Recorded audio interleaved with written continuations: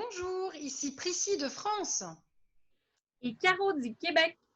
Alors aujourd'hui, on vous présente un matériel qui vient du Québec, qui a été fait par une ergothérapeute et qui est particulièrement adapté pour tout ce qui est apprentissage, acquisition de la motricité globale, de l'intégration du schéma corporel, de la coordination œil-main et qui est génial pour les enfants à besoins particuliers.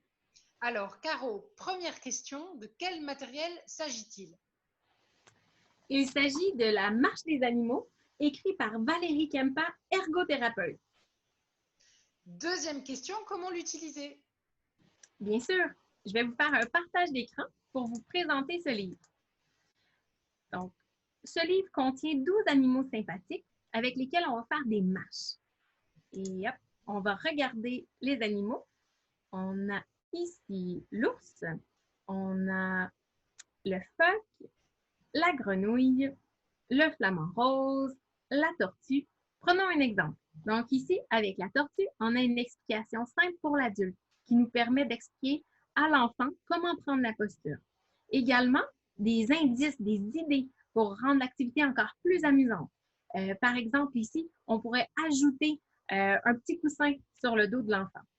Et pour terminer, ce qui est important pour favoriser le bon développement de l'enfant et prendre une bonne posture pour ne pas qu'il se blesse.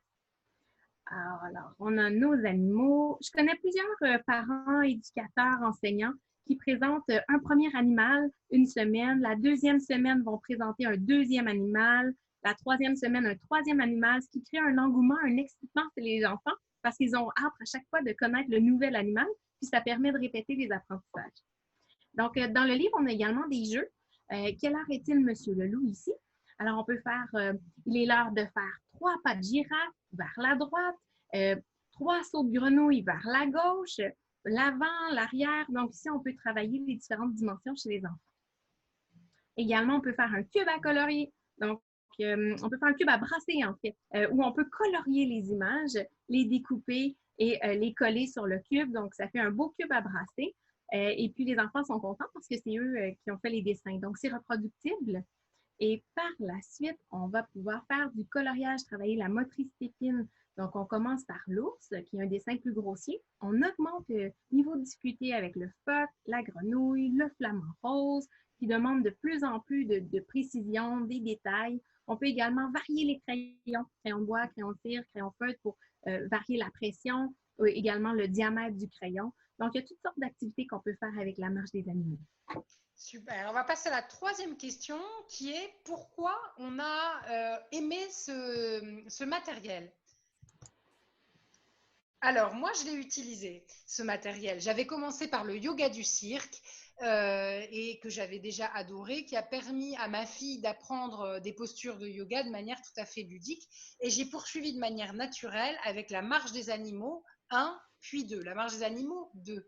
Et ça a vraiment été une réussite parce que ça a été un moment, une routine autour de l'expression corporelle qu'on a intégrée à l'emploi du temps pendant une petite demi-heure, parfois 20 minutes.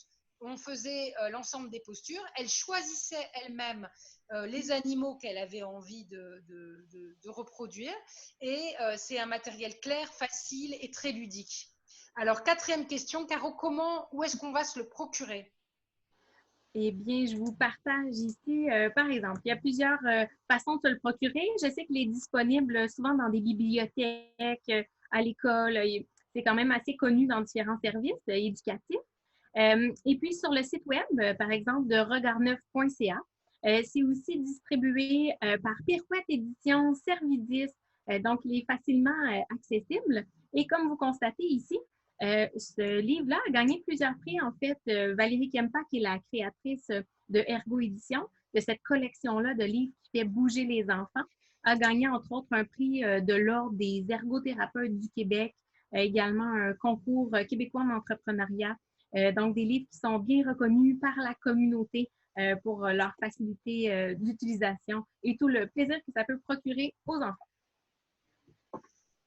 Alors, on espère que ça vous aura donné envie de l'essayer. Et puis, pour finir cette petite capsule, on voudrait vous parler justement du mot ergothérapeute.